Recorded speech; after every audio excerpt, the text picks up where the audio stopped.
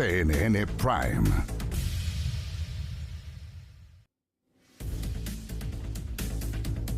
¿Cómo están? Bienvenidas, bienvenidos a CNN Prime, de vuelta aquí después de vacaciones con muchísimas cosas que contarles, ustedes lo saben mejor que yo, pero comenzamos de inmediato nuestro CNN Prime con estos titulares. Comillas acá, no podemos quedarnos en las peleas chicas. Con esa frase, el presidente Gabriel Boric llamó a José Antonio Kast a retomar inmediatamente el traspaso de información para el cambio de mando. Esto tras el quiebre ocurrido ayer en el Palacio de la Moneda. El mandatario electo, en tanto, viajará mañana a Miami para participar en la cumbre Escudo de las Américas que organiza Donald Trump.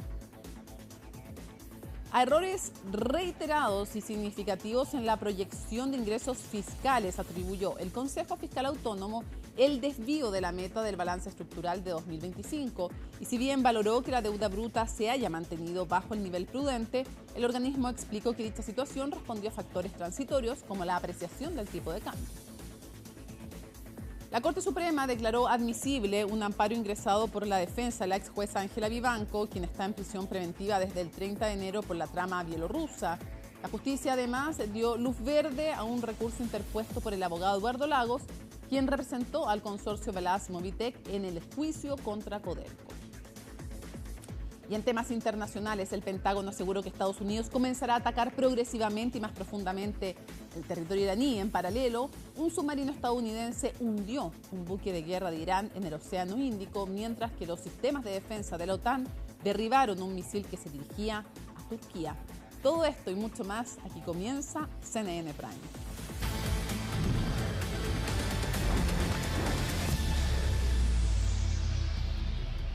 Bueno, hoy miércoles, con una actividad en la comuna de La Florida, el ministro de Educación, Nicolás Cataldo, dio inicio oficial al año escolar 2026, que está marcado por el debate por la seguridad. Los detalles de todo esto con Pablo Figueroa. No, es que no podía esperar por regresar. Es la cara más amable de una de las acciones fundamentales en la evolución humana, educar. ¿Feliz por volver al colegio? Sí, ¿Qué es lo que más te gusta del colegio? educación física. ¿Qué es lo que más te gusta del colegio? Leer. Pero un día antes las declaraciones iban por este tono. Nosotros necesitamos que al interior de nuestras salas de clase lo que haya sea un respeto completo y total. Pero hay un tremendo desafío para la nueva ministra de Seguridad y para Carabineros para atacar estos problemas de violencia. Así es, porque previo al inicio de clases en varios establecimientos educacionales en varias partes del país, los tres sostenedores de los colegios tradicionales en la región metropolitana se juntaron para planificar cómo lo harían para no sufrir los mismos problemas que 2025. Y el tema estuvo enfocado en la violencia dentro del aula escolar y fuera de los establecimientos educacionales. Creo que ya es el momento de superar la lógica maniquea del blanco y negro, ¿no? De o nos vamos a lógicas solo formativas o nos vamos solo a lógicas punitivas. Es evidente, a la luz de los resultados, que Aula Segura por sí sola no va a resolver ni ha resuelto los problemas de convivencia que hay en la escuela. El periodo 2022-2026, o 2025 más bien, ha sido el periodo en el que más expulsiones y cancelaciones de matrícula se han realizado en el contexto justamente de la implementación de la ley de Aula Segura. Y sin embargo eso no ha traído como efecto una mejora de los indicadores de convivencia. Por eso es que tenemos la firme convicción de que debemos mezclar, combinar enfoques que son complementarios. En datos prácticos, en 2025 aumentaron casi un 25% las denuncias en la Superintendencia de Educación por parte de algún miembro de la comunidad escolar.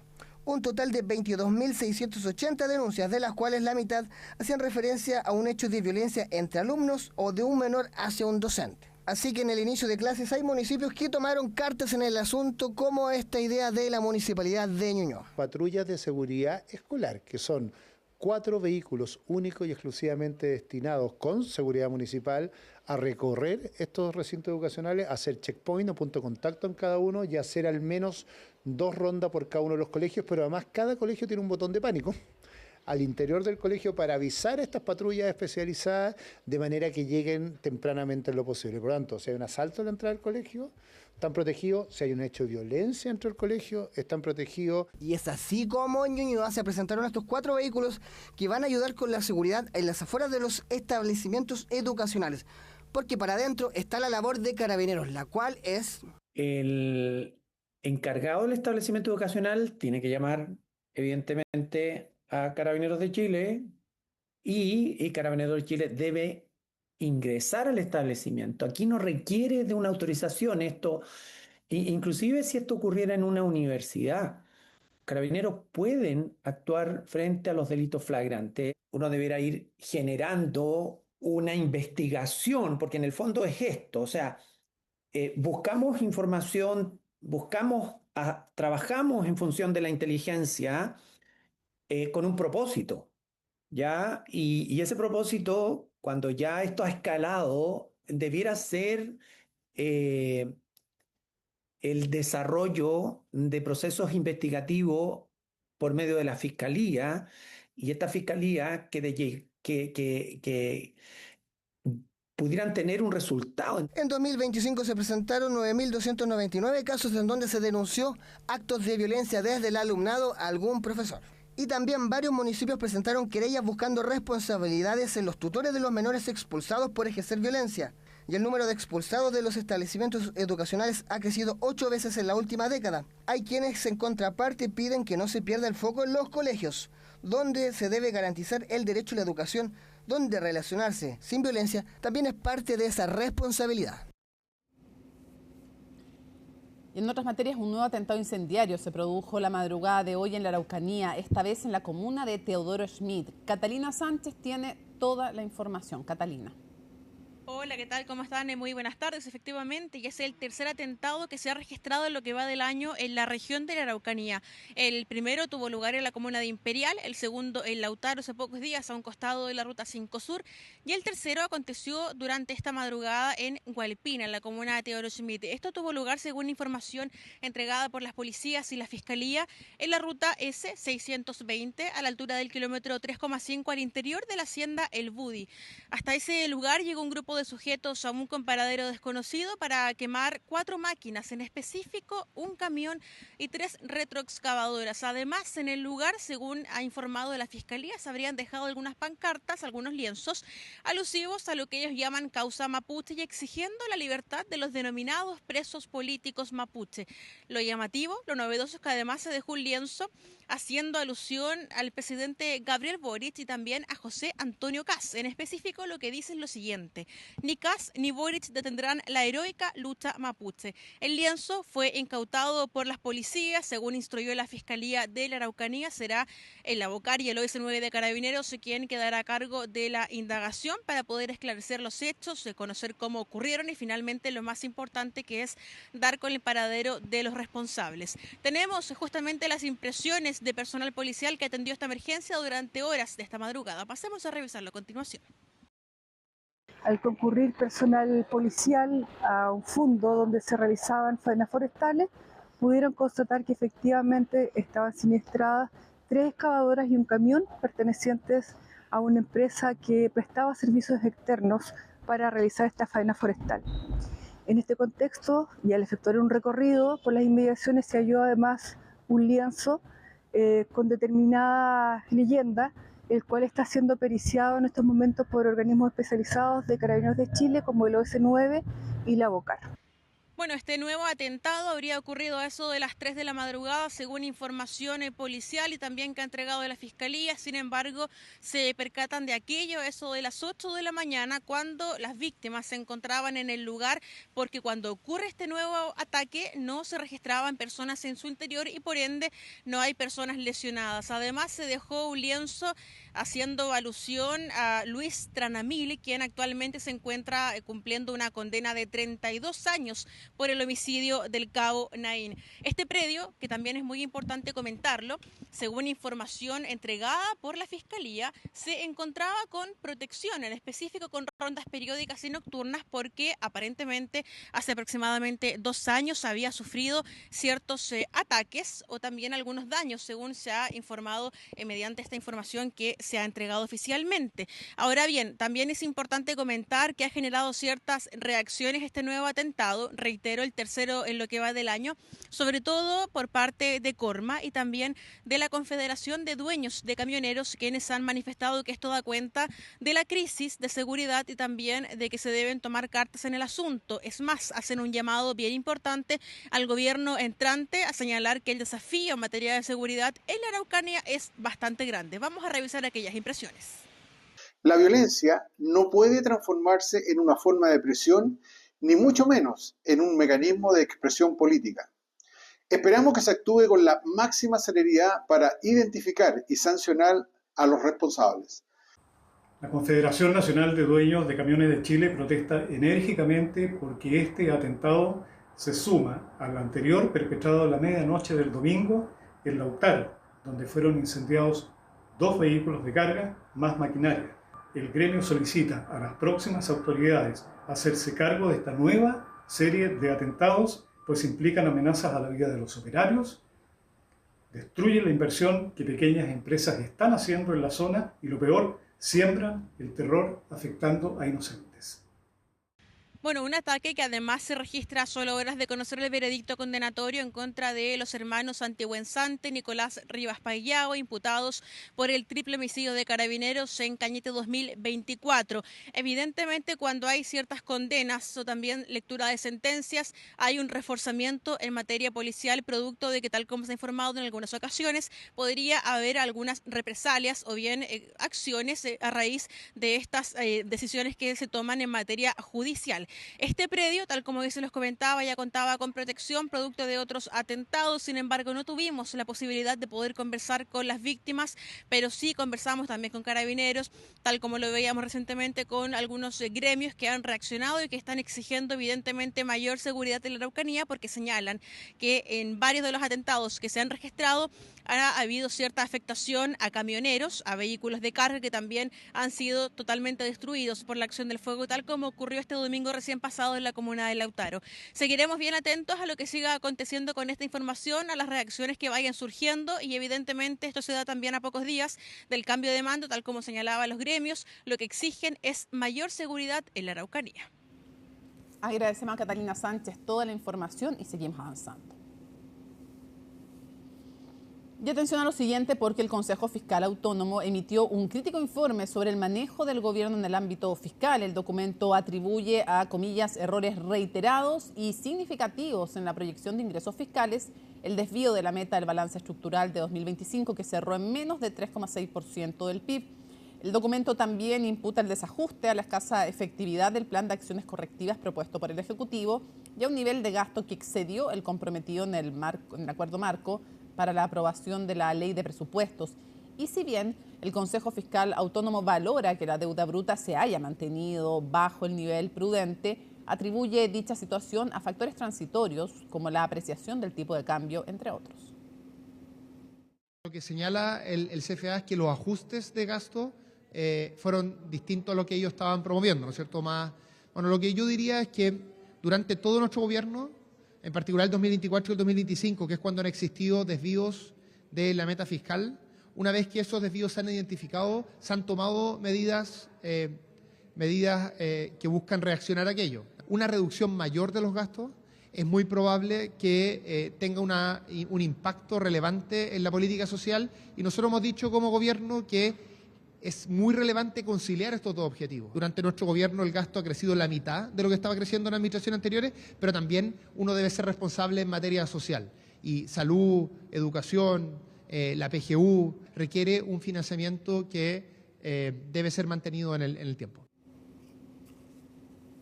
Bueno, a días del cambio de mando, el quiebre entre el gobierno y la oficina del presidente electo terminó de forma abrupta el proceso de traspaso entre ambas administraciones. La suspensión de más de 30 reuniones marcó un hecho inédito en medio de recriminaciones cruzadas por falta de información y de un intento de acercamiento, además, por parte del mandatario Gabriel Boric. En su nota, Colomba Eichholz nos cuenta más. Más de 24 horas han transcurrido desde el quiebre entre el gobierno y la oficina del presidente electo y la relación aún no logra recomponerse. A esta hora, la distancia entre los mandatarios, saliente y entrante, es casi tan grande como los kilómetros que pretende recorrer el polémico cable chino. Pero pese a eso, el presidente Gabriel Boric igual hizo un intento de acercamiento. Chile no está para peleas chicas. Más allá de las tensiones, más allá de las diferencias que pueden haber, más allá de incluso la diferente evaluación de los hechos, manifiesto mi disposición absoluta y la de todo mi gobierno de retomar inmediatamente las reuniones de traspaso de mando. La suspensión de más de 30 reuniones bilaterales se convirtió en un hecho inédito en la historia política reciente, especialmente a tan pocos días del cambio de mando. Sin embargo, José Antonio Kast consideró que era una decisión necesaria debido a la escasa información que, según su visión, esta administración les había entregado en las instancias de traspaso. Un periodo que terminó abruptamente, aunque desde la moneda chica aseguran que no negarán el contacto. Quiero dejar muy claro que el diálogo sigue abierto, que estamos dispuestos a conversar, pero que los traspasos bilaterales se han dado por terminados. Se pueden conversar muchas cosas, sobre todo considerando que viene un cambio de mando que esperamos que sea tremendamente republicano. Pero ese objetivo podría complicarse, no solo por las tensiones que probablemente se harán sentir en el Salón de Honor del Congreso el próximo 11 de marzo, sino también por la dificultad de asumir como gobierno sin haber completado las reuniones bilaterales entre ministros y subsecretarios, en las que, según advirtieron, aún quedaban temas relevantes por abordar. Hemos tenido más de 30 reuniones, 34 si no me equivoco, son más de 70 horas de trabajo. Hemos entregado mucha información, se ha traspasado en las reuniones que se han tenido, hay muchas pendientes en temas delicados, importantes, por ejemplo la bilateral con la División de Planificación y Presupuesto, donde están los temas de plata, ¿no? No se pudo tener. Si tú tienes 140 bilaterales, si las vienes teniendo durante todo el mes de febrero, y de pronto, a propósito de un conflicto en una de las áreas, se genera un efecto halo, ¿no? Un efecto como que, acá se produjo un problema y por lo tanto voy a desconocer todo el otro trabajo que ha ocurrido, y eso no es así. Una percepción que también comparten algunos en la oposición, quienes han valorado el tono de las reuniones y esperan que se puedan retomar a la brevedad. Nunca es bueno para la política, nunca es bueno para el país que se corte el diálogo, nunca es bueno que se generen estos enfrentamientos, pero lo que vimos ayer es algo que yo creo que incomoda a muchos y no es algo que a nosotros nos guste ver. Entendiendo las razones de José Antonio Kast, ojalá pida y le dé una vuelta a seguir con el traspaso del mando, que quizás pongan condiciones más severas de cómo se entrega la información por escrito, con más formalidad quizás de lo que estaba haciendo hasta el día de hoy. Y es que justamente en esa línea, el presidente electo anunció una revisión exhaustiva de la administración del mandatario Gabriel Boric y de toda la información que se les ha proporcionado, a lo que el jefe de Estado, de visita en la región de Magallanes, respondió diciendo que todas las auditorías que sean necesarias son bienvenidas, señalando así que no tienen nada que esconder. Mañana el presidente electo José Antonio Kast va a viajar a Estados Unidos para asistir a un foro convocado por Donald Trump. Su visita se va a dar mientras continúa la polémica por el cable chino de fibra óptica que provocó la suspensión de visas a 3 funcionarios de la actual administración. Los detalles en el informe de Macarena Román. 12 días han pasado desde que Estados Unidos impuso sanciones a 3 funcionarios de gobierno chileno. Todo por el cable que conectaría a China con Sudamérica. De ahí la historia es conocida. La tensión solo ha ido en aumento. El presidente electo nunca fue informado. Claramente hay una estrategia de cómo llevar adelante esto. Yo le he solicitado aclarar sus dichos porque claramente se prestan para confusión. Nosotros no provocamos esta situación de tensión. Y aunque es difícil definir cuál de las partes tiene la razón, lo único cierto es que todo se gatilló por la intención de la empresa China Mobile de construir un cable submarino de fibra óptica que una a Hong Kong con la región de Valparaíso, específicamente con la comuna de Concón. El hemisferio norte tiene cables para todos lados, el hemisferio sur no tiene. Nosotros hoy día tenemos la posibilidad de avanzar en 2 cables, uno con la empresa Google, otro con una empresa china. Hay una discusión respecto a esto, ha sido de público conocimiento. Estados Unidos ha realizado amenazas porque considera que la construcción de un cable de China a Chile es una amenaza para la seguridad nacional y por lo tanto ha realizado las amenazas que todos conocen. Y pese a esas amenazas, el futuro gobierno de José Antonio Kast no cierra la puerta a analizar la medida, pero una vez que tenga toda la información correspondiente. Dicen ser conscientes de la importancia que tiene para Chile mantener una buena relación con Estados Unidos, pero también con China. China y Estados Unidos son los 2 principales socios comerciales de nuestro país.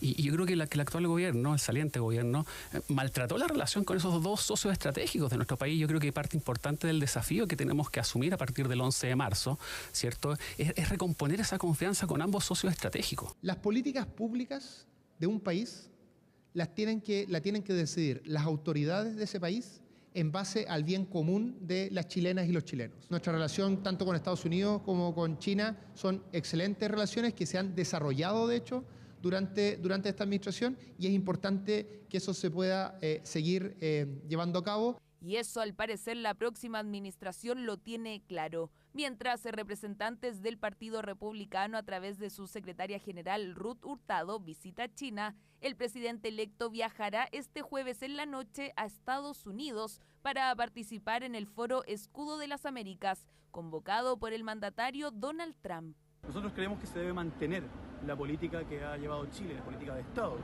que es mantener una neutralidad en la guerra comercial. Le pedimos al presidente José Antonio Kast que no asista a este viaje y que no involucre a Chile en una guerra comercial que no apunta a los intereses de los habitantes de nuestro país. Van a haber muchos líderes en este espacio, líderes con los cuales podemos compartir y adelantar muchas cosas positivas para nuestro país.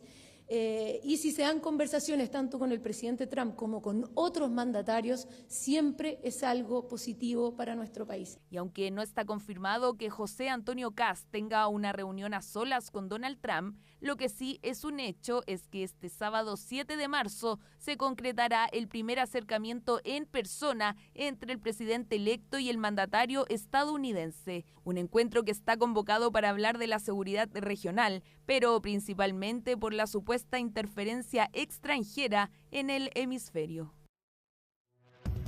Bueno, y es momento de cambio de guardia. Retorna la sección y nos acompaña en el estudio su protagonista. El protagonista que nos explica, porque los protagonistas de la noticia, obviamente, que son los políticos. Ivo Goich. Y no me gustaría hacerlo en estos momentos tampoco. No, en estos momentos no, para nada. Menos que en cualquier momento, es verdad. Así es. Ivo, qué gusto, muy bien cuidado el Prime además. Sí, ante todo. Sí, Somos un equipo grande, así que equipo colectivo. ¿Tus vacaciones bien? Muy bien, sí. Qué bueno. Mejor parece que el tiempo que han vivido algunos. A ver, creo que es bueno para quienes se van incorporando y nos preguntaban a través de las redes sociales. Ya tuvimos un primer apronte con la nota de Colón Baiholtz, pero creo que es bueno que hablemos un poquito de la trastienda de esta ruptura entre el presidente Gabriel Boric y el presidente electo José Antonio Kast. La cronología de los hechos, cómo se ha ido dando esta ruptura en lo que es el día después de ese fin abrupto del traspaso de mando. Sí, un fin sorpresivo, abrupto, me imagino que lo viste y también te sorprendió igual que a nosotros la forma en la que termina una reunión, que era la última, era la que ponía fin de manera, podríamos decir, extraoficial al traspaso de información, al traspaso administrativo, porque quedaban cerca de 35 reuniones que no se van a realizar, Mónica, pero llamó muchísimo la atención el presidente bajando de la escalera junto a sus ministros desde su despacho, José Antonio Kast retirándose por la puerta del Palacio de Gobierno junto a sus ministros y ministras que lo acompañaron. Fue un momento tenso y, de hecho, los mismos periodistas, te voy a contar más, de hecho, periodistas del equipo de José Antonio Kast se quedaron ahí en la moneda y ya se había ido José Antonio Kast. Tampoco sabían bien lo que había pasado. No todas las personas que estuvieron en esa reunión sabían lo que iba a pasar. Sin embargo,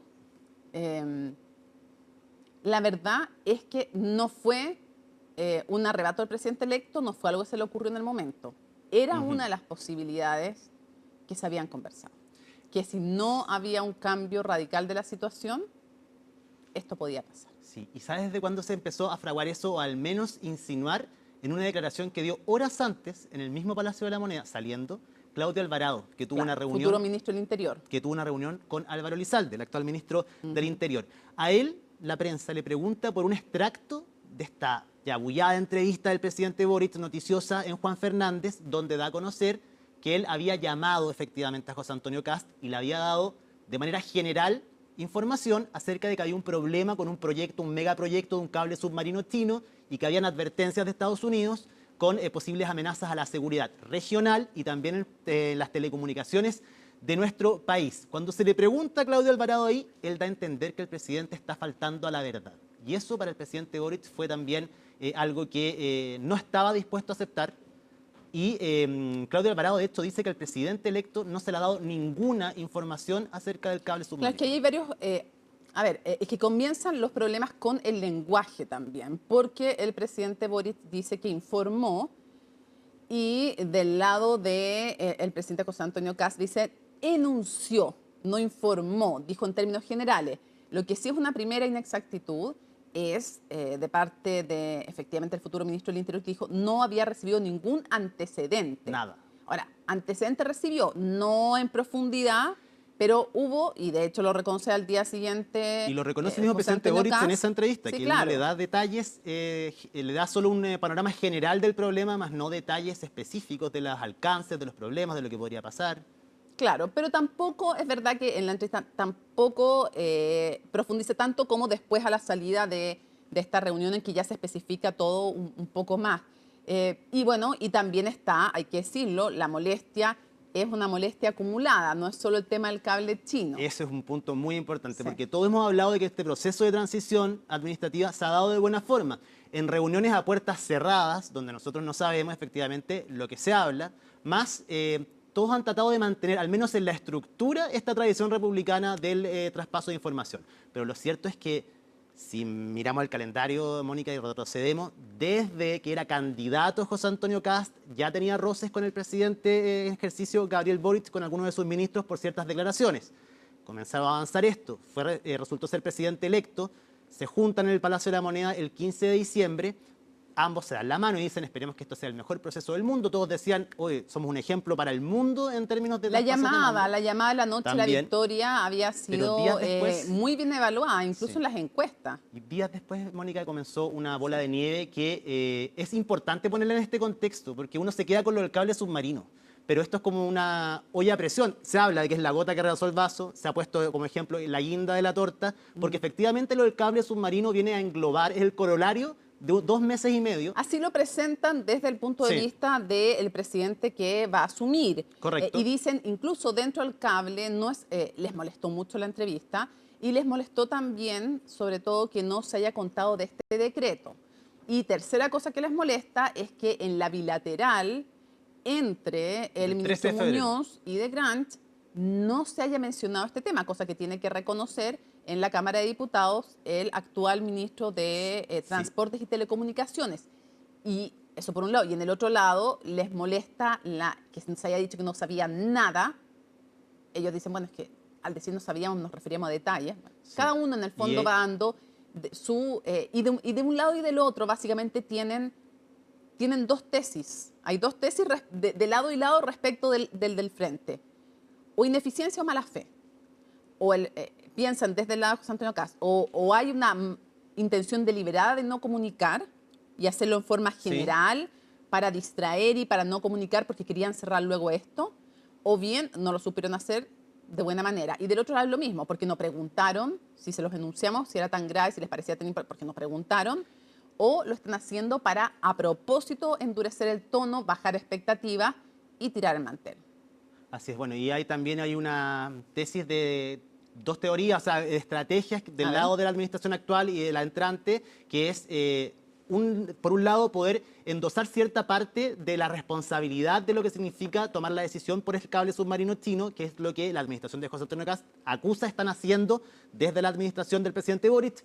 Desde el otro lado dicen, si nosotros les informamos algo, aunque sea un enunciado, pongámoslo en las palabras del gobierno electo, un enunciado, y te nombra los 2 principales socios comerciales de Chile, y que hay un conflicto, y que hay advertencias de Estados Unidos acerca de problemas en la seguridad regional, lo que dicen desde la administración actual es, nunca quisieron recibir información, que eso es lo que se contrasta con lo que dice el gobierno electo. Además hay un antecedente importante, Mónica, que el 3 de Eso es la febrero... línea de la mala fe. De lado Sí. y lado tienen un camino para hablar de la mala fe del frente. Y 3 de febrero, en la reunión de los cancilleres, Alberto Van Claveren y Francisco Pérez Maquena, al canciller entrante se le entrega una especie de minuta, un informe con los principales desafíos, conflictos que pueden haber, análisis que se hacen desde Cancillería en materia de política exterior. Uno de esos puntos, en breves líneas, pero es que había un problema con un cable submarino que podía generar un conflicto con Estados Unidos al que hay que ponerle ojo. Ahora dicen que era muy breve, que era Sí, es un párrafo, Mónica, de que no daba 26 cuenta, páginas. claro, dicen que no daba cuenta de la importancia en el contexto de lo que se está informando. Lo otro que te digo es que básicamente hay dos personas que son criticadas de lado y lado e incluso internamente. Alvarado, en el sector de José Antonio Kast, sí. y Muñoz, en el caso del actual mandatario, están recién críticas. Y lo otro, para que pasemos a hablar también de este quiebre, de las consecuencias políticas de esto, lo otro es que hay en el fondo todavía dos personas que no han hablado y que va a ser muy interesante escucharlas en el momento en que se explayen sobre este tema, que son los dos cancilleres, el saliente y el entrante. Porque te digo que no están dando entrevistas hasta que no van a dar entrevistas por ahora el actual canciller. Esa es la decisión que hay. Y el futuro canciller... Claudio Alvarado tampoco hasta la próxima semana no tiene agenda con prensa. Sí, no, sí, tratamos, pero están todos invitados, pero no. Y el futuro canciller, hasta lo que nos dijeron, todo esto puede ser dinámico y felices de que lo fuera y lo recibimos encantado. Cambio de opinión. Claro, es que hasta el cambio de mando, nada. Nada. ¿Por qué? Porque vienen las repercusiones políticas. ¿Qué se dice de las repercusiones políticas que puede tener esto para empezar en el propio cambio de mando? Sí, bueno, en el cambio de mando esperan todos, pese a lo que, en el estado en el que lleguen, ya quebrados, Mónica, lo que se espera es que se pueda realizar de la mejor forma posible el cambio de mando. No empañar, entre comillas, esta ceremonia que va a venir precedida efectivamente de una polémica sin precedentes, al menos desde el retorno a la democracia en nuestro país, donde ni siquiera se pudo terminar. Déjame decir algo de esa imagen, perdona que te interrumpa, Ivo, pero no me parece que sea venial o casual. ¿Quién está sentado al lado en esta capacitación de José Antonio El futuro Kast? canciller, Francisco Pérez Maquena. Lo dejo ahí. Yo creo que todos son señales. Sí, es verdad, está ahí a un costado de él. Bueno, él era uno de los que estaba invitado a la reunión, a la frustrada reunión en el Palacio de la Moneda. Iba todo el equipo a hablar del cable submarino, entre otros temas, además del déficit fiscal, que es uno de los temas que más les interesa. Y que les molesta. Sí, y que les molesta. muchísimo. Ok, tú dices que van a tratar de que no se empañe esta ceremonia que ya dejar de lado la ceremonia, que eso salga bien, que se vea correcta, se vea republicana. Eso puede ser, pero ya el proceso está empañado de todas maneras. Está empañado. Yo no creo que ninguno de los dos haya ganado políticamente con esto. No, para nada, ¿no? Si son cuentas negativas, aparte, por un momento se ven unas explicaciones un poco que cuesta encontrar un sentido dentro de lo que significa lo que se está hablando, lo del número desconocido, que yo te llamé, que yo no te llamé, que fue hasta ahora, que mi jefe de gabinete, que nosotros intentamos 3 veces llamarlos, pero no pasó nada. Y muchas medias verdades, quién llamó a quién, qué se dijo, con qué intención se dijo, por qué no contaron lo del decreto. Eso no tiene ninguna explicación, la verdad es que no hay explicación. ¿Por qué, sobre todo en la reunión de Muñoz con el futuro ministro de Transporte, no le dice esto si era tan relevante? Tampoco suenan bien las esperar, dijo el ministro. Esperar para otra reunión, en fin. Ya. Reunión que se iba a dar y que se suspendió, no sé si supiste eso también. Iba en camino Luis de Gainz al Ministerio de Transporte y cuando saben que ese era el tema principal de esa reunión, lo que se comenta es que le dijeron no vayas. Porque lo que quería hacer el ministro Muñoz era entregarle la información. Pero esa reunión era antes de este quiebre. Antes de este quiebre, no, fue después del 13, antes de este quiebre. Por eso, antes del quiebre. Así es. Efectos Ahora, políticos. ¿será verdad que eso fue así? Mira, yo he reporteado y en esa oportunidad se dice que el ministro Muñoz efectivamente le quería entregar harta información a Luis de Gainz acerca de lo que pasaba con el cable submarino. Lo esperaron, y es cierto que lo esperaron. El periodista del equipo de prensa de Juan Carlos Muñoz hasta las 6 de la tarde estuvo abajo en el ministerio esperando, con los periodistas que sabían también iba a ir. Había una reunión agendada a las 2 de la tarde. Ese día estaba en Talca Juan Carlos Muñoz con el presidente Boric. Vuelve rápido, se atrasa un poco, avisa que se iba a atrasar un poco, llega al ministerio y esperaron al menos 3 horas a la llegada del nuevo ministro de Transporte. ¿Y todavía no sabía las sanciones? No se sabía las sanciones. Ya, vamos a ver si esto es así. Hoy día, Tigrancha hablaba, el futuro ministro de Transporte y Telecomunicaciones decía en Tele 13 Radio que la información en general que estaban recibiendo era inútil. No, sí, que no había. Bueno. Que no era poca, inexacta. Otra de las consecuencias, y en esto lamento la autorreferencia, Sí. pero en un podcast que tenemos junto a Paula Catena, como te lo explico, Paulina Bodanovich, presidenta del PS, que no había hablado, habla y dice Sí, no hablaba hace que tiempo, no no, puede, es verdad. no puede. Se bajó del avión, porque estaba en España, en una reunión que tiene que ver con tecnología, además, a todo esto. Y Justo. ella, que fue subsecretaria en el Ministerio de Defensa, dice que si van a seguir con esta actitud confrontacional, son sus palabras, va a tener problemas para aprobar leyes. El presidente electo no lo va a tener fácil. Y esto da cuenta de otras de las consecuencias. ¿Cómo se pueden tensionar? No solo eso, además Ivo advierte que si le retiran el apoyo a Bachelet Sí. o si es que es un apoyo de papel, esto en un tema anexo, van a haber consecuencias. Dice así textual, va a haber consecuencias en tema Bachelet. Y ese- Pero además, respecto al tema chino, dice, si continúan con esta actitud, por haber suspendido el traspaso de mando y por la actitud que dice la vocera, cómo se ha comportado, la futura vocera de gobierno, se le va a hacer difícil la aprobación de leyes. Y- Primera advertencia así de categoría que escuchamos. Sí, está, bueno, la venimos escuchando con la candidatura de Michelle Bachelet, se habían esbozado ciertas voces que decían, ojo, esto puede complicar la relación con la futura Pero oposición. así transparentarlo. No, y una presidenta de ¿De partido, partido? uno de los No. partidos más importantes de la izquierda en Chile, evidentemente, no habíamos escuchado, en ese tono al menos, ya es una advertencia, ya pasa No, a ser, ya, sí, pasa abierto. a ser otro, Sí. otro el tono también que ocupa Paulina Bodanovich. Lo cierto es que este quiebre lo que produce también y lo que puede producir es unir mucho a una oposición futura oposición, que necesita también unirse. Eso Sí. ha sido materia de debate extenso y saber qué va a pasar con ellos, pero también podría unir mucho al oficialismo. Y si se ponen muy obstruccionistas en la futura oposición, también le puede dar una razón de decir al futuro Por oficialismo, no podemos avanzar porque la oposición no se lo impide. Que es un clásico Del que cuando- esté, da lo sí. mismo si es de izquierda o derecha, el que está en el gobierno dice, tengo una oposición obstruccionista. Sí. Y lo otro que te iba a decir además es que, claro, puede unir a una futura oposición que tienen fisuras, tienen una reunión el viernes. El viernes, sí. Ya, bueno, otra de las cosas que dijo Paulina Bodanovich en esta entrevista es, confesó que no está cerrado el tema Ley Nain Retamal y que, así, textual, que hay personas en el actual oficialismo del PS que no quieren ir al cónclave. Por eso citó una reunión extraordinaria Va a tener que de la mesa convencer a mañana a las 9 de la mañana. ordenar O las sea, hay filas. gente que no quiere ir al cónclave y que dice que es completamente extemporánea más la invitación a la ADC porque no la quisieron invitar al gobierno, dice, Sí, y ahora la bueno, invitan ellos para esta también, reunión. Bueno, en fin, no van a ir volvamos, digo tampoco. yo, para complicar más el panorama político. Sí, no, sí, está difícil. Está difícil. Ahora, viene algo importante que es el futuro de las relaciones internacionales. Tú vas a ser testigo porque viajas con el presidente electo Mañana en la noche. a Miami. Cuéntale a la gente qué es lo que va a pasar en Miami y de qué se trata esta reunión. Bueno, el presidente va a asistir a una cumbre, se llama la Cumbre del Escudo, que es organizada por Donald Trump, efectivamente. Hay que poner ojo con quienes están invitados. Este es un evento, sí, multilateral, pero con mucha afinidad política por parte de quienes van a asistir. Entre ejemplo, Javier Milei, Nayib Bukele, va el presidente José Antonio Kast, presidente electo de nuestro país, va el presidente de Paraguay también, que es un presidente ideológicamente más cercano a José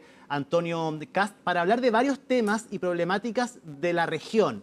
Migración, la situación económica también, Mónica, el crimen organizado. Eso en el papel. Más, se dice que esto también es para saber la injerencia, la influencia que tiene Estados Unidos en nuestra región y ver Oye. qué vínculos tienen también con con otros continentes, específicamente con China, en momentos donde geopolíticamente está muy difícil el mundo, con Estados Unidos haciendo intervenciones militares en Irán también, y con Chile particularmente, con un problema mayúsculo tras las sanciones a 3 funcionarios del gobierno por este cable Oye, submarino. y ojo que en el contexto de esta nueva política de seguridad nacional, presentada hace algunos meses por Estados Unidos, Sí. y que dice claramente que este es su hemisferio, básicamente, y que van a premiar a aquellos países que se comprometan con Estados Unidos. Si no te comprometes, está como claro lo Está que te va a difícil, pasar. sí. Y en el fondo hablan de China y dicen que no van a permitir que tenga acceso a cosas que pongan en riesgo lo que ellos consideran como su área de influencia y su seguridad nacional. Y eso, claro. Además, ¿sabes lo que pasa? Que puede ser un acierto muy grande, un riesgo muy grande esta reunión. Primero, ¿va a conseguir o no una bilateral con el presidente Todavía Trump? no está confirmado. Segundo, A 2 días. ¿qué pasa con la espontaneidad peligrosa para cualquiera que se pare al lado del presidente de Estados Unidos? ¿En qué sentido digo peligrosa? Que no sabes lo que va a decir, en qué te va a incluir, qué tipo de Si hay una declaración acuerdos. conjunta final, eso también marca, y además, Mónica, ya hay críticas acá en Chile desde el actual oficialismo diciendo que esto es alinearse de frentón antes incluso de asumir formalmente el cargo con Estados Unidos. Aquí ya se está tomando una postura, dicen los más críticos, con este viaje de José Antonio Kast. Hay quienes dicen el presidente puede ir, o sea, uno puede recibir la invitación que sea e ir igual, pero que en el momento quizás no sería el más adecuado para asistir. Finalmente va a Porque terminar es yendo presidente igual. electo, no presidente en ejercicio, Tiene por la varias- tensión entre China y Estados Unidos. Ok, ahora, no hay que olvidar que hay una delegación que está en China en estos momentos. Así es, Ruth Hurtado, del secretaria... Partido Republicano. Exactamente. Ruth Hurtado encabezando, es una mujer clave en el Partido Republicano, la segunda autoridad de la colectividad. También probablemente algo se está trabajando ahí, pero te digo, o sea, creo que el tema internacional, que no fue tema de campaña, no fue tema central, lo fue No. migración, economía, evidentemente, y delincuencia o seguridad, va a ser un tema que va a requerir cintura, flexibilidad y que pasa a estar en el centro de la agenda, porque esto tiene consecuencias. Una muy directa, cómo puede subir la inflación a raíz del tema del petróleo. No, inmediatamente. Así que vamos a ver, como tú dices, va a ser importante las imágenes, los gestos, ver si se da una reunión bilateral que sería un éxito para el equipo de José Antonio Kast en el caso de que se pudiesen juntar.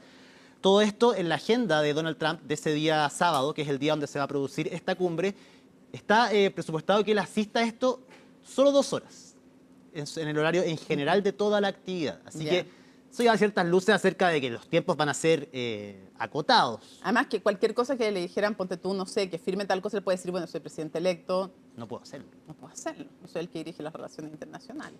Sí, eso va a ser solamente a puertas del cambio de mando, una decisión que fue tomada a mediados del mes de febrero, tomando en cuenta, por supuesto, la cercanía del cambio de mando, y no retrasar nada, que llegara a pasar algo que hiciera que, por ejemplo, el presidente no pudiese estar acá, pero terminan ya ajustando las fechas y el 8 de marzo vuelve en la mañana, así que ¿Viene o no viene? Va a tener Marco Rubio es otra cosa que se preguntan varios. el embajador Brandon Yard dijo en esa Sí. ya reconocida conferencia de prensa que dio por el mismo cable submarino que él iba a informar oportunamente quién y cuándo iba a venir a este cambio de mando. Un termómetro también de cómo están las relaciones con Estados Unidos, porque el gesto se le hace no al que está en ejercicio, sino al que asume, obviamente, Pero a ojo quien que hasta mande. semanas antes, días antes, se daba casi por seguro que venía Marco Rubio al cambio de mando. Y él le pone el presidente Trump va a decidir quién va a ser la persona que nos va a representar en esta ceremonia en el mes de marzo. Partes mañana. Parto mañana en la noche. Ya, entonces vamos a tener también despacho, información y todo desde Así es. Estados Quizás desde el Unidos. aeropuerto también, porque el Ojalá. presidente Kast siempre habla generalmente antes de salir Mira, de Chile.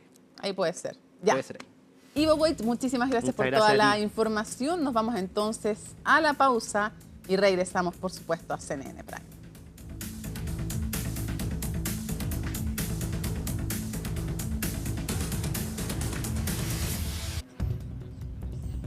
Volvemos con más política. División ha causado en la democracia cristiana la decisión de algunos parlamentarios de rechazar la invitación a asistir al cónclave oficialista programado para este viernes, quienes recalcaron las diferencias con el PC y el Frente Amplio durante la actual gestión y cuestionaron ser invitados a última hora. De todo ello nos cuenta Francisca Cárdenas. La DC y el oficialismo, juntos para acuerdos administrativos. Juntos para pactos parlamentarios. Pero separados para formar parte de una alianza común y una oposición unida frente al próximo gobierno de José Antonio Kast. Distantes también estuvieron en votaciones claves en el Congreso, diferencias que se hicieron ver principalmente con el Partido Comunista y el Frente Amplio.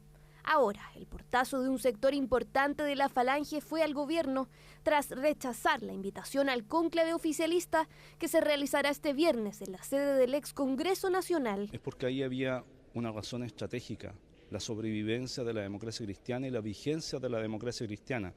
Pero ¿qué razón estratégica hay de ir a un cónclave de un gobierno del que no fuiste parte, Nunca fuiste invitado y hoy día simplemente te invitan a apagar la luz y a lavar los platos de la fiesta. Es muy pertinente, luego ya de otra fase que vamos a iniciar con un gobierno de ultraderecha, donde se haga la invitación más amplia a todas las fuerzas progresistas, a todo el arco progresista para hacer una agenda común. La confirmación inicial de asistencia la dio el presidente subrogante de la ADC, provocando críticas y un tenso debate interno. En la colectividad reconocen que una cosa fue el pacto parlamentario y presidencial en las últimas elecciones para obtener cupos y así evitar la decadencia del partido, y otra muy diferente es pensar en ser parte de una coalición de cara al próximo gobierno. Yo creo que el Frente Amplio, dentro de lo que es mayoritariamente su juventud o su postura de izquierda dura, tuvieron, creo, una mala interpretación de la democracia cristiana. Nosotros no somos un partido de izquierda dura, somos de un progresismo moderado y actuamos como tales. Repito que vamos a ir a un conclave, ¿a hacer qué? Una catarsis de todo lo malo que se hizo. La ADC no fue parte del gobierno, pero sí es parte del progresismo, de también la alianza que pudo levantar la candidatura de Janet Jara. Yo creo que yo desdramatizaría cualquier decisión que tome soberanamente cada uno de los partidos que estamos convocados. Vamos a hacer una reflexión siempre pensando en el bien de Chile y también de nuestra gente. Y justamente es hacia el Frente Amplio y el PC donde apuntan las críticas de la ADC, recordando tensas tramitaciones como la ley Naín Retamal en 2023. Licencia para matar, ¿ya? La autocrítica es que nos pasaron por arriba. También proyectos de seguridad como el de reglas de uso de la fuerza marcaron distancias, no solo con la ADC, sino que también en la misma coalición oficialista. Un partido comunista que por un lado veía que cada proyecto de seguridad era frenar las movilizaciones, el derecho a la expresión, y esperamos que aquellos sectores tal vez más nostálgicos del pasado del Partido Comunista puedan ponerse a tono de su última candidata presidencial, Janet Jara. Sí, yo creo que hay, van a haber sin duda distintas oposiciones con distintos matices. Yo creo que acá siempre va a ser muy relevante encontrar puntos de convergencia. Cada cual definirá su camino, cómo lo toma, cómo lo transita, pero lo importante y lo relevante es que seamos capaces también de mantener un diálogo que, insisto, siempre ha sido muy fructífero. Ahora deberán negociar nuevamente un acuerdo administrativo, como en 2022, cuando el oficialismo se alineó con la ADC para encabezar la mesa de la Cámara de Diputados. Pese a que el presidente subrogante dio el sí a la invitación al cónclave, según los parlamentarios, la asistencia es todavía un asunto sin definir. El Senado aprobó en general el proyecto que busca suspender o también otorgar penas alternativas a los reos de avanzada edad, incluidos quienes hayan violado derechos humanos. Nicolás Donoso tiene todos los detalles. Nicolás, primero, ya te han dado la bienvenida, pero es un agrado mi primera interacción contigo en pantalla, darte yo también la bienvenida a CNN Chile, a nuestro equipo, tremendo aporte que ya estás realizando. Y yendo a la noticia, ya saludados, es una información que conmocionó incluso al ministro de Justicia.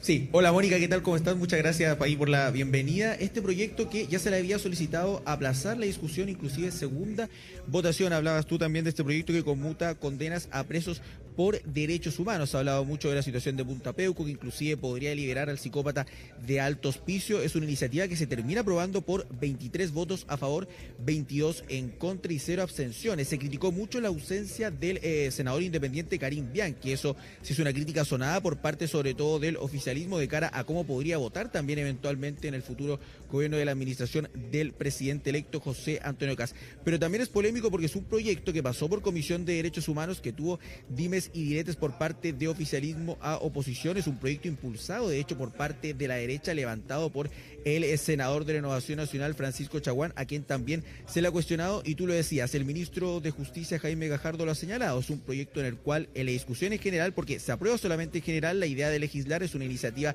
que va a pasar eventualmente a la discusión particular en Comisión de Derechos Humanos. Tiene plazo para presentar de hecho indicaciones y el ministro de Justicia lo ha vuelto a criticar nuevamente y dice que es un golpe inédito para la la democracia, que eventualmente se podrían ver beneficiados, atención, cerca de 12.000 reos, lo que representa cerca de un 20% de la población penitenciaria en medio también de la crisis que se atraviesa en dicho sector, y por tanto ha adelantado que la discusión en general no han presentado indicaciones porque es un proyecto que no es moción del Ejecutivo, que eventualmente en particular podrían realizarlo por medio de los parlamentarios del oficialismo, futura oposición, y también termina señalando y respondiendo a los cuestionamientos. Desde la oposición señalaban, bueno, pero ningún ministro o subsecretario estuvo en la Comisión de Derechos Humanos mientras se debatía este proyecto de penas privativas alternativas de libertad, y sin embargo estaban ahora ya reclamando en un punto de prensa posterior. Ahí el ministro Gajardo, a quien vamos ya a pasar a escuchar, defendía esto, señalaba que la subsecretaria de Derechos Humanos sí estuvo en dicha comisión, y él también lo hizo en la sala de las 3 oportunidades donde se pudo votar el proyecto y donde finalmente hoy se terminó aprobando. Pasamos a escucharlo.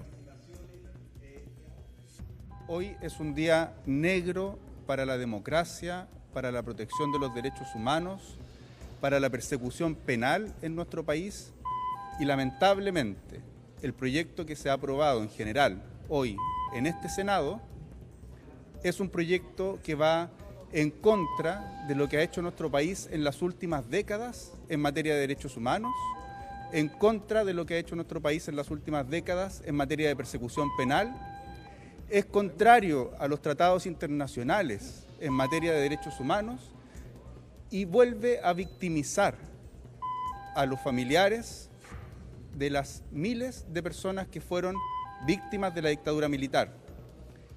Pone en grave peligro la seguridad de nuestra sociedad, porque va a permitir que criminales peligrosos, no solo aquellos que han cometido los crímenes más graves que conoce la legislación nacional e internacional, que son los crímenes de lesa humanidad, sino que también los crímenes más graves que conoce nuestra legislación nacional, como los delitos de homicidio, parricidio, femicidio, violación, abusos sexuales en contra de niños, niñas y adolescentes, va a permitir que esas personas conmuten su pena y salgan y se encuentren en prisión en sus domicilios.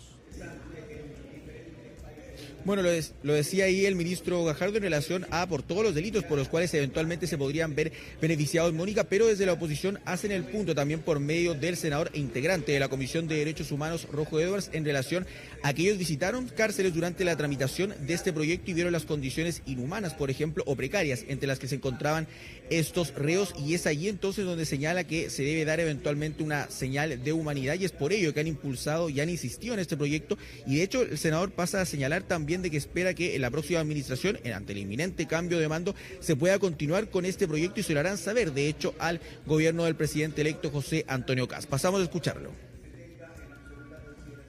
Quien defienda los derechos humanos no puede pretender tener a personas con más de 80 años con cáncer terminal sufriendo tratos degradantes, recluidos en cárceles chilenas. Así que yo por lo menos estoy contento con esta aprobación y espero que en la segunda parte de la tramitación del Senado pueda ser lo más rápida posible y después que vaya a la Cámara de Diputados, pero quiero anunciar que este mismo proyecto, con los criterios que ya han sido aprobados en forma general, se lo vamos a entregar, me imagino que con más senadores, al presidente Kast, para que si no hay una tramitación rápida pueda otorgar indultos a todas estas personas que están sufriendo tratos degradantes, hoy día recluidos, en algunos casos hasta 94 años y muchos de ellos que han muerto recluidos. Bueno, a lo largo de la tramitación también hay que mencionar que agrupaciones de derechos humanos también, quienes sufrieron durante la dictadura desaparición, por ejemplo, de sus familiares, así como también senadores oficialistas, han intentado tomar el palco, evitar frenar esta iniciativa y se han hecho presentes, de hecho, también durante esta sesión de la aprobación en general del proyecto. El senador del Partido Socialista, Fidel Espinosa, ha sido uno de los más duros. Ha cuestionado a Francisco Chaguán por impulsar, dice él, esta iniciativa. De hecho, en algún momento en su locución señalaba que se le iba a hacer llegar esta información a la presidenta de México, Claudia Sheinbaum, en relación también o dando a entender de que se diera a conocer quién sería el futuro embajador del futuro gobierno, y también ha señalado que van a presentar, de cara a la discusión particular que ya se hará en el nuevo periodo legislativo, más de 100 indicaciones, todo con el fin entonces de ir entrampando y también retrasando la aprobación de esta iniciativa.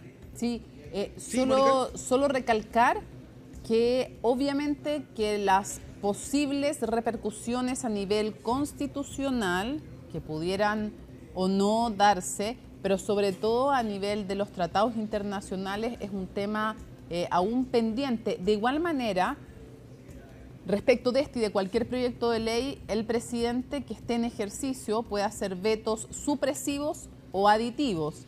Y por lo tanto ese es otro camino que probablemente va a estar sobre la mesa, porque esto fue un tema de campaña.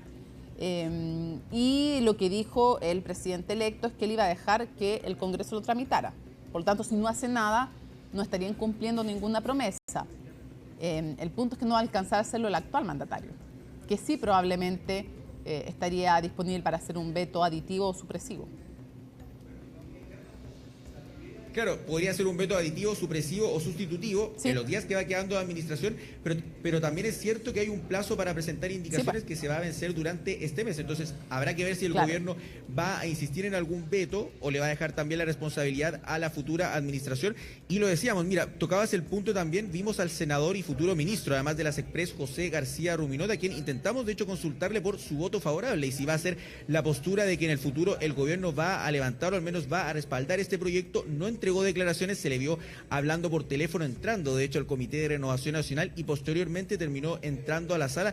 Por tanto, se mantiene al menos ahí el completo hermetismo, pero contó con los votos de la actual oposición, futuro oficialismo. Y eso también es un guiño de cara a un proyecto que eventualmente va a tener que pasar a segundo trámite en la Cámara de Diputados, donde la derecha tiene una mayoría, pero no alcanza la mayoría simple, le restan 2 votos y con todo el debate que se podría dar ahí, por ejemplo, en Comisión de Derechos Humanos. Y lo que te iba a decir, hay un informe que es bien interesante leérselo, que hizo la Corte Suprema respecto a este proyecto, con hartas críticas y que no tienen que ver con el tema de derechos humanos, ojo, sino que, por ejemplo, con la falta de precisión respecto de qué se entiende. Te voy a dar un ejemplo de las varias cosas que uno puede leer, qué se entiende por enfermedad, por padecimiento, qué tipo, cuando se habla de crónica, que no está bien definida una enfermedad crónica, ¿de qué tipo estamos hablando? ¿De qué grado? ¿De qué nivel de gravedad? Es uno de los peros que le vio la Corte Suprema, independiente del tema de derechos humanos. Claro, y es el argumento, de hecho, Mónica, que utilizaban acá senadores oficialistas. Señalaban, bueno, acá no se especifica a qué se refieren, con qué tipo de enfermedad, no se da el detalle. Eventualmente se podrían ver beneficiados, lo decíamos, cerca de 12.000 reos, pero sí en el proyecto de ley de eutanasia, que finalmente no se terminó votando acá en el Senado, previo a que ya termine, se haga el receso legislativo, porque ahí se le ponían más condicionantes y desde la actual oposición señalaban que no se detallaba a qué tipo de enfermedad se referían cuando se hablaba de poder eventualmente hacer uso de este proyecto de ley de eutanasia, y decían, bueno, acá hay una contradicción también. Sí, yo te decía específicamente del que conmuta penas a violadores de derechos humanos. No está claro tampoco, según el requerimiento que hace la Corte Suprema, no está claro la definición de las condiciones en las cuales se puede llegar a conmutar estas penas para los distintos reos, porque es cierto, este no es un proyecto directamente dedicado a los violadores de derechos humanos. El beneficio podría ser para cualquier reo. El punto es que lo que genera más preocupación en las agrupaciones de derechos humanos es justamente eso, porque se entiende que son los delitos más graves que pudieran darse en cualquier ordenamiento jurídico. Sin embargo, el tema de quiénes podrían ser beneficiados, sacando el tema de derechos humanos, también podría ser un violador de niños, por ejemplo, y el punto era si eso se iba a restringir o no. Un violador de niños también. Entonces, a algunos no les preocupaba el tema de los violadores de derechos humanos, pero sí les preocupaba el tema de un violador de niños, por ejemplo, que fue una tremenda polémica en campaña cuando el diputado José Mesa dijo, si se hace, se tiene que hacer para todos. Claro, y podía ser, por ejemplo, lo decía el ministro de Justicia, por delitos de parricidio, femicidio, bien lo decías tú, de abusos sexuales, y dicen que eso no se termina aclarando o precisando en todas las sesiones que se desarrollaron acá de la Comisión de Derechos Humanos, donde claramente los más detractores eran el sector del ala más de izquierda, por ejemplo, los senadores comunistas Daniel Núñez, Claudia Pascual, Fabiola Campillay, y dicen que ese capítulo nunca logró cerrarse. Sí, tenemos la opinión, entiendo, de uno de los senadores, ¿no?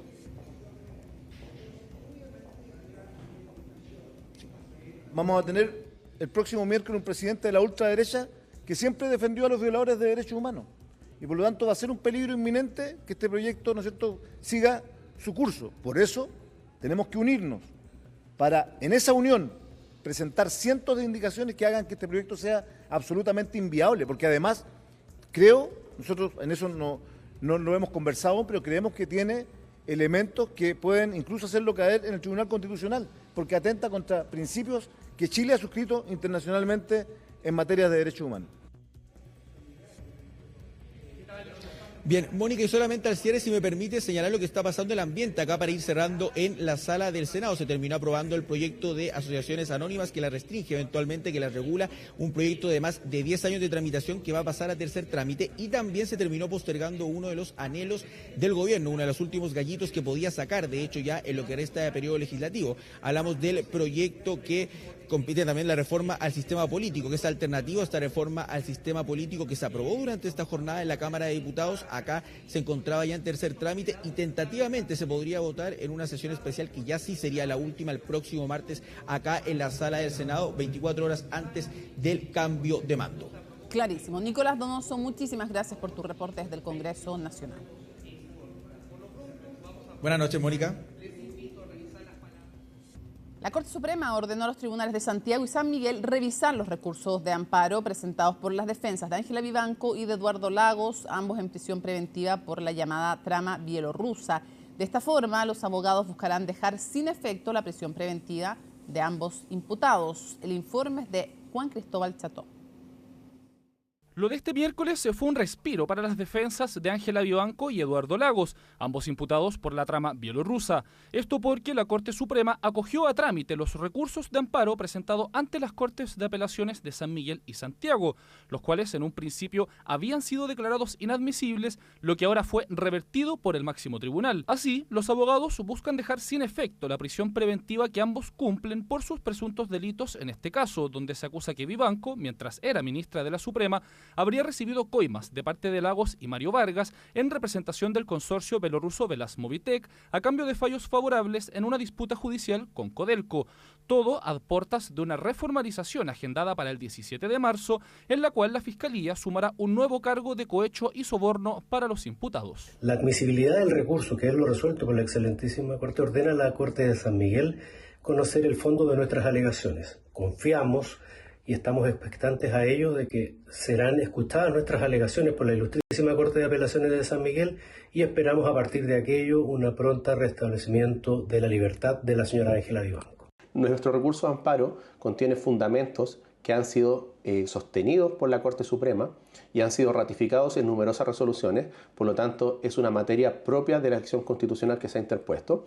Hoy día simplemente esperamos poder vertir todos estos argumentos y darlos a conocer en la Corte de Apelaciones respectiva para que puedan pronunciarse respecto al fondo de la acción y de esa manera poder corregir todos los defectos, ilegalidades o arbitrariedades que se hayan producido en el proceso. En paralelo y en otra arista derivada de la caja de Pandora, que fue el contenido del teléfono de Luis Hermosilla, la segunda sala de la Corte Suprema dejó en suspenso su decisión sobre la querella de capítulos presentada contra Verónica Sabaj, la cual fue acogida en primera instancia, pero la decisión fue apelada por la defensa. La exministra de la Corte de Apelaciones de Santiago está siendo investigada por el Ministerio Público por los delitos de prevaricación judicial, violación de secreto y cohecho agravado, todo por gestiones irregulares que habría hecho con y a favor de Luis Hermosilla mientras ejercía como magistrada.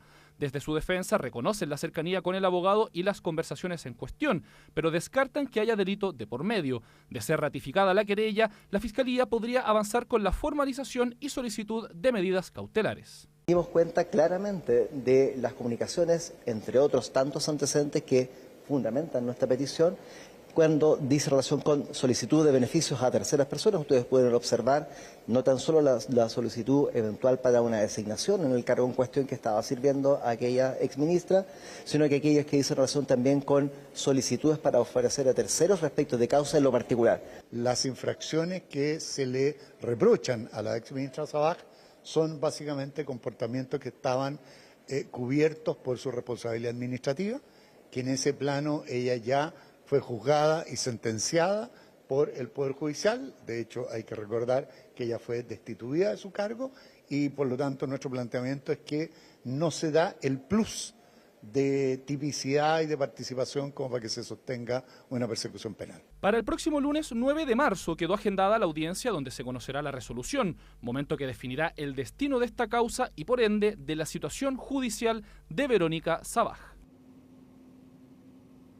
Se estima que 4 de cada 10 empresas en Chile no tienen ninguna gerenta, una muestra de cómo la brecha de género se mantiene alta, por más que haya ido mejorando lentamente en nuestro país, tal como lo explica Christine François.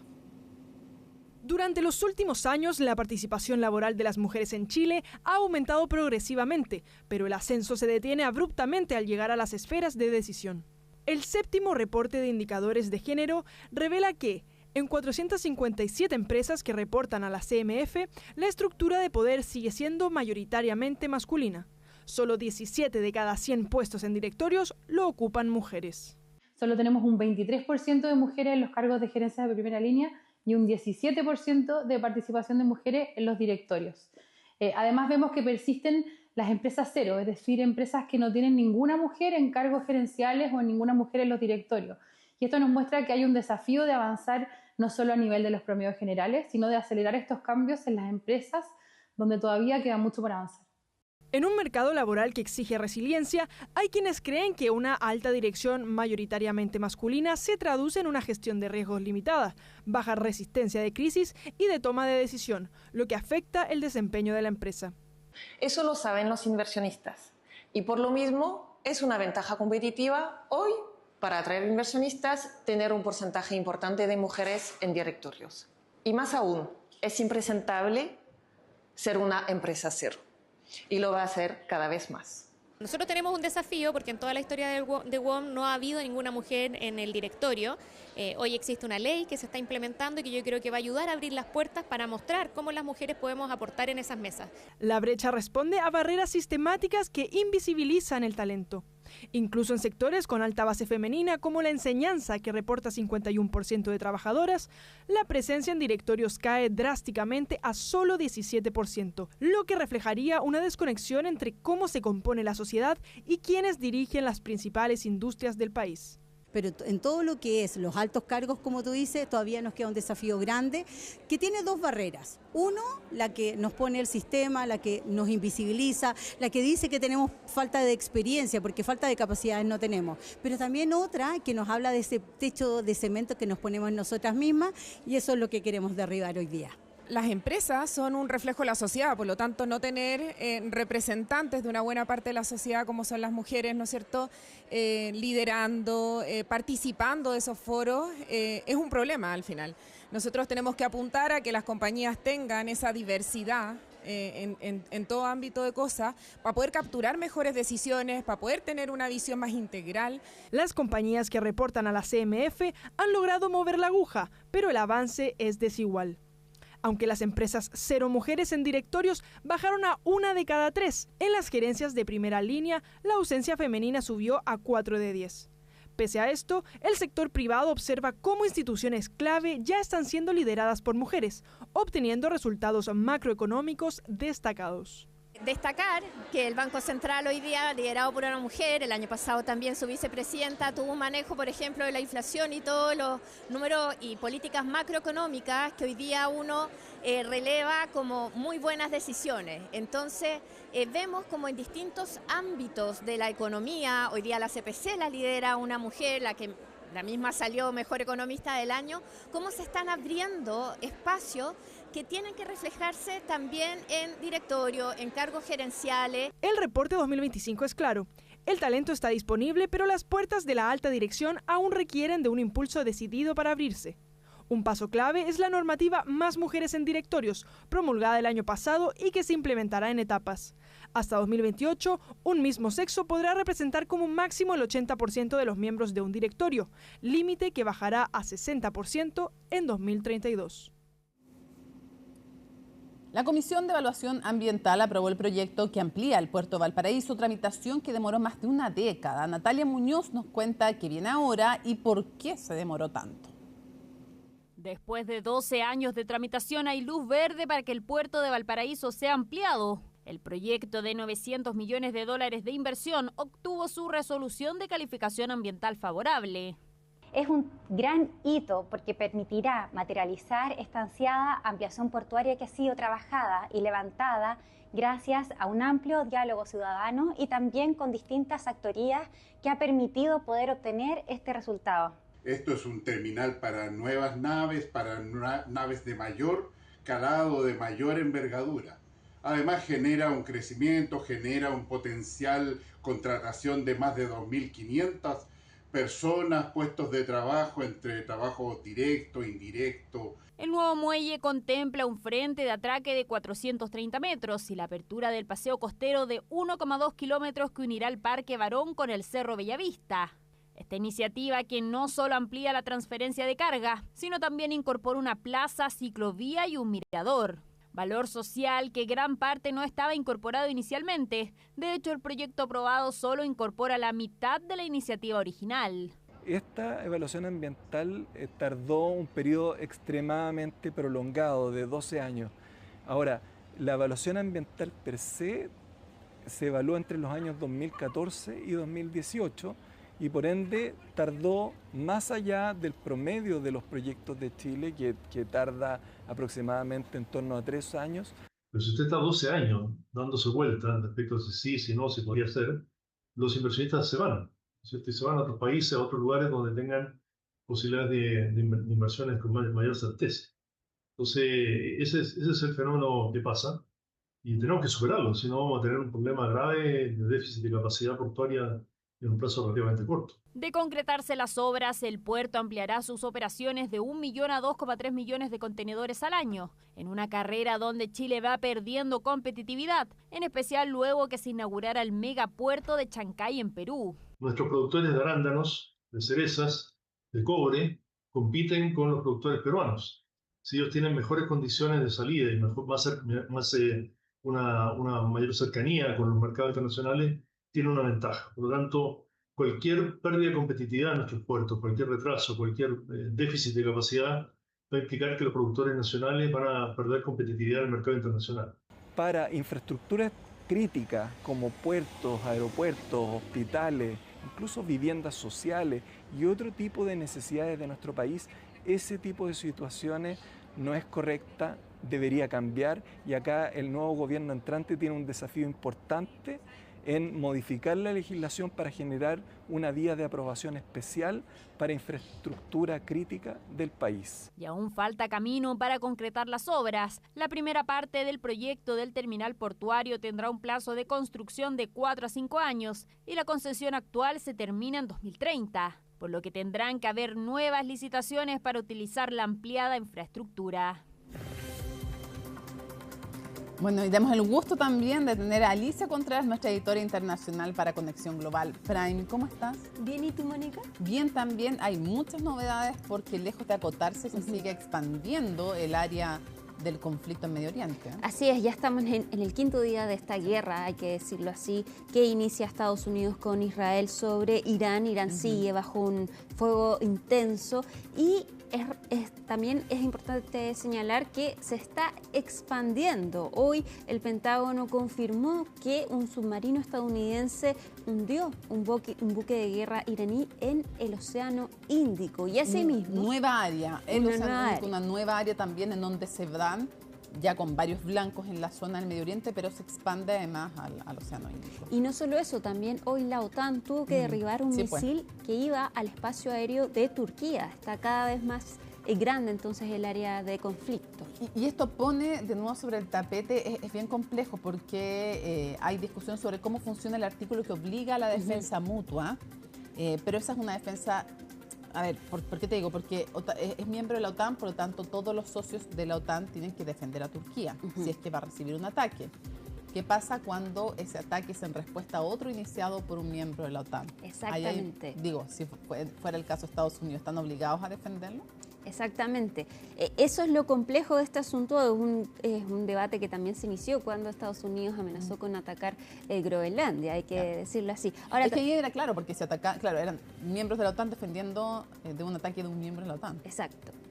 Pero se sabía, era ataque puro. Ahora, también esto está generando una crisis al interior de los integrantes de la OTAN, porque, por ejemplo, España ya dijo que no quiere que Estados Unidos ocupe sus bases militares y Estados Unidos. La amenaza de vuelta dice que va a cortar todo tipo de comercio con España.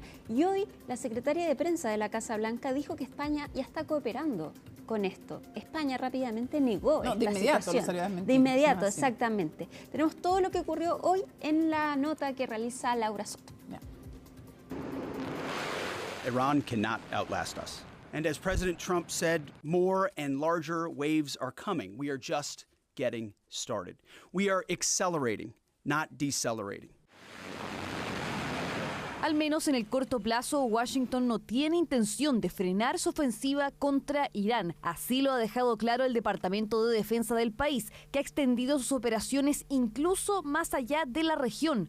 Un submarino estadounidense atacó a un buque de guerra iraní en el Océano Índico, cerca de Sri Lanka. Según las autoridades de este último país, 180 tripulantes iban a bordo. Se ha confirmado la muerte de casi la mitad de ellos. Un submarino estadounidense hundió un buque de guerra iraní que creía estar a salvo en aguas internacionales. En cambio, fue hundido por un torpedo, muerte silenciosa. El primer hundimiento de un barco enemigo por un torpedo desde la Segunda Guerra Mundial.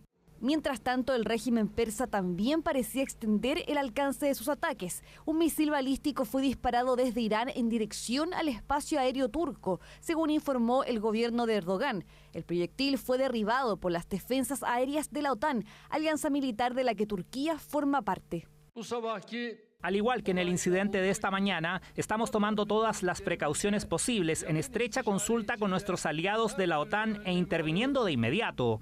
Estamos emitiendo advertencias con la mayor claridad posible para que no se repitan incidentes similares. En paralelo, el liderazgo iraní sigue trabajando a contrarreloj para elegir a un nuevo líder supremo. Distintos informes de prensa indican que el principal candidato para suceder al fallecido Ali Khamenei sería uno de sus propios hijos, Mojtaba, de 56 años. Ahora estamos en una posición muy sólida y su liderazgo se desvanece rápidamente. Todo aquel que parece querer ser líder termina muerto. Y es asombroso lo que está sucediendo ante nuestros ojos porque durante 47 años nos han manipulado, algo que no debería haber sucedido. El conflicto en Medio Oriente también está abriendo nuevos focos de tensión diplomática. El presidente Trump ha amenazado con imponer un embargo comercial a España por negarle el uso de sus bases militares. Este miércoles el gobierno de Pedro Sánchez negó estar cooperando militarmente con Estados Unidos, como había afirmado la Casa Blanca. Con respecto a España, creo que escucharon alto y claro el mensaje del presidente ayer y tengo entendido que durante las últimas horas han acordado cooperar con el ejército estadounidense, por lo que sé que se están coordinando con sus homólogos en España. ¿Esto es verdad? Lo desmiento tajantemente. La posición del gobierno de España sobre la guerra en Oriente Medio y los bombardeos en Irán, sobre el uso de nuestras bases, no ha cambiado ni una coma. Por lo tanto, lo desmiento tajantemente y, sinceramente, no tengo la menor idea de a qué se puede referir o de dónde puede venir eso. Mientras continúan las operaciones militares, la ofensiva de Estados Unidos e Israel tensiona también el plano político. Bueno, hoy también se realizó esta conferencia de prensa del Pentágono donde básicamente dicen que Estados Unidos está ganando, que van a realizar y continuar esta operación lo que tenga que durar. Y hoy también Donald Trump deja en claro entonces que la ofensiva estadounidense, según ellos, ha superado las expectativas. Y de hecho, él dice, en una escala del 1 al 10, esta operación bélica yo la califico con un 15. Claro, bueno, es habitual en sus intervenciones esta autocalificación en extremo generosa. El punto es que es ganar una guerra. Exactamente. Y el punto es que no resuelve todavía el tema, no solo de que lo ha hecho de manera unilateral, sino además que lo ha hecho, y esto es tal vez más complejo a nivel interno, sin la anuencia que requiere un ataque de este tipo del Congreso. Y te lo menciono, entre otras cosas, porque vienen las elecciones de medio término, digo de mitad de mandato, para hacerlo más fácil, y en las cuales hay varios senadores republicanos amenazados o complicados, y hay algunos líderes que van surgiendo relevantes desde el punto de vista legislativo y mirando a futuro a la presidencia en el lado demócrata. Tal cual, y ojo que también esta operación está generando ruido en MAGA, que no está de acuerdo con que Donald Trump inicie esta ofensiva cuando en su campaña había prometido terminar con las guerras, sino comenzarlas. Mira, de inmediato me preguntan a través de redes sociales, una señora no tiene por qué saberlo, señora, así que no se preocupe. ¿Qué es MAGA? MAGA, Alice se lo puede explicar, se lo puedo explicar yo, es este movimiento que interpreta a los seguidores más cercanos de Donald Trump. Make America Great Again, su lema de campaña, hacer de nuevo a América grande, eso es MAGA. Revisemos lo que dijo Donald Trump hoy respecto de esta ofensiva. We're doing very well on the war front, to put it mildly, I would say. Somebody said, on a scale of 10, where would you rate it? I said about a 15. And we're going to continue to do well. We have the greatest military in the world by far. And that was a tremendous threat to us for many years. 47 years they've been killing our people. Ahora también esta superioridad militar que dice Estados Unidos que tiene sobre Irán, de todas maneras tiene un costo importante humano. Y es que hoy se recabaron las primeras cifras respecto de los muertos y heridos que se registran en Irán en estos primeros 5 días de guerra. Y según los datos recopilados, entonces ya hay más de 1.097 muertes registradas en estos primeros 4 días de conflicto y 101 de esas víctimas fatales son niños menores de 10 años. 191. Exacto, principalmente por el ataque que se realiza a una escuela primaria el sábado. El sábado es el primer día de clases y de trabajo en Irán y ahí entonces comienza esta operación. Asimismo, hay 880 posibles muertes adicionales que están en revisión y 5.402 heridos registrados. Esto es solo en Irán porque también se han registrado muertes en los países del Golfo Pérsico atacados por Irán en esta represalia que más bien apuntaba a bases militares y también embajadas y consulados de Estados Unidos, pero que caen estos misiles en estos países. También Estados Unidos registra 6 bajas e Israel también otras 10 muertes por estos 5 días de guerra.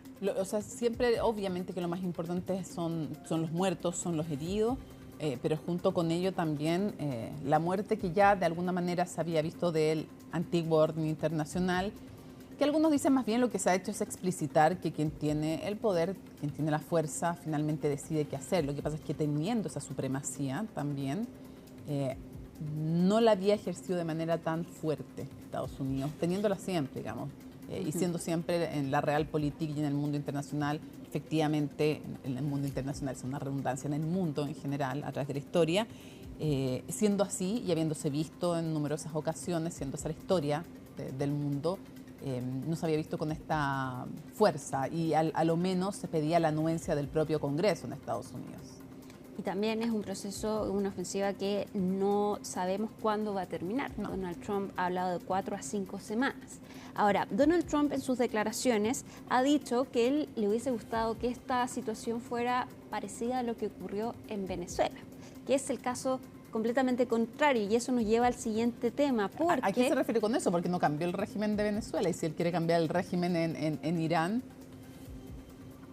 No sé en qué quiere que se parezca, digamos, que sea algo más puntual. Exacto, una operación quirúrgica de sacar al líder y después entablar una relación con los que queden en el país. Y eso nos lleva al siguiente tema, entonces, porque en Venezuela la relación entre Caracas y Washington está avanzando de manera rapidísima, porque a 2 meses entonces de la operación militar que termina con la captura de Nicolás Maduro, Delcy Rodríguez y el gobierno de Donald Trump entonces están avanzando en este acercamiento. Esta semana y hoy, precisamente, Delcy Rodríguez recibió en el Palacio de Miraflores al secretario del Interior de Estados Unidos. Y acá el objetivo es sellar una cooperación en torno a áreas estratégicas como el petróleo y una nueva ley de minería para abrir entonces la puerta a inversiones millonarias. Y en medio de esta reunión, Donald Trump hace una publicación en su cuenta de Truth Social donde dice: Delcy Rodríguez, que es la presidenta de Venezuela, está haciendo un gran trabajo y trabaja muy bien con los representantes estadounidenses.